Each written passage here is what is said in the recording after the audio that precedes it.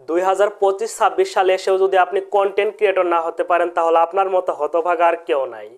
বর্তমানে আপনি দেখবেন 85% মানুষ কিন্তু কন্টেন্ট ক্রিয়েট করতেছে।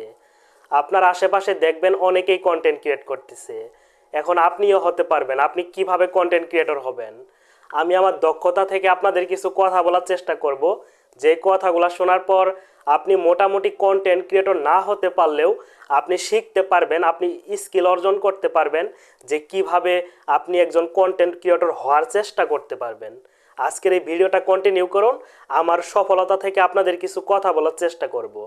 তো এখন কথা হচ্ছে, আপনার আশেপাশে তো অনেকেই কন্টেন্ট ক্রিয়েট করতেছে, আপনি কি পারবেন? আপনি যখন মাথায় এই টেনশনটা নিয়ে আসেন যে আপনি কি কন্টেন্ট ক্রিয়েটর হতে পারবেন, তখনই আপনার মাথায় ভয় কাজ করে যে ক্যামেরার সামনে কিভাবে কথা বলবেন। আমি যখন প্রথমে কন্টেন্ট ক্রিয়েট শুরু করতেছিলাম তখন আমার একটা দুর্বলতা ছিল, আমি কিন্তু ক্যামেরার সামনে কথা বলতে পারতাম না। এখন দেখুন আমি মোটামুটি যেভাবে কথা বলতেছি মোটামুটি পারতেছি। আপনারা যখন কন্টেন্ট ক্রিয়েট শুরু করবেন, শুরু করার আগে একটা টেনশন সবসময় করেন, আপনি কি ক্যামেরার সামনে কথা বলতে পারবেন? আমি আপনাদের একটা টিপস দিব, যে টিপসগুলো শোনার পর আপনি একটু হলেও শিখতে পারবেন যে কিভাবে ক্যামেরার সামনে কথা বলবেন। প্রথমত হলো, আপনি অনেকেরই ভিডিও দেখবেন, ফেসবুকে ইউটিউবে দেখবেন অনেকেই বিভিন্নভাবে সোশ্যাল মিডিয়ায় কথা বলতেছে। তারা কিভাবে কথা বলতেছে তাদের কথাগুলো আপনি সবসময় একটু শোনার চেষ্টা করবেন। তাদের কথাগুলো শোনার পর আপনি একটু দক্ষতা অর্জন করতে পারবেন যে আপনি কিভাবে ক্যামেরার সামনে কথা বলবেন।